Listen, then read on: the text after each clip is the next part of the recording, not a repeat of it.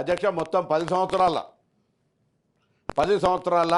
8,000 కోట్లు కేటాయిస్తే బడ్జెట్లోనే 2,000 కోట్లు దానికి శాంక్షన్ ఇచ్చినారు. శాంక్షన్ ఇచ్చి ఖర్చు చేసింది 800 కోట్ల అధ్యక్ష.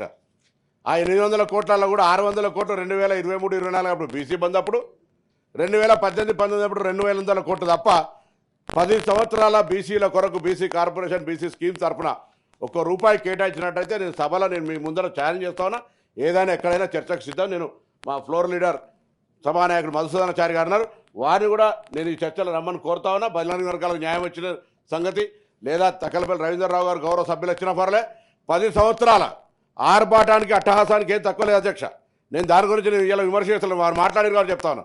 నేనేదో వ్యక్తిగతంగా వరకు పైసలు లేవు ఏం లేవు అని ఇప్పుడు చెప్తాను. ఈ ఆర్థిక సంవత్సరం నేనే అసలు వాస్తవం కామారెడ్డి బీసీ డిక్లరేషన్ మా పార్టీలో నేనే అధ్యక్షున్నారు.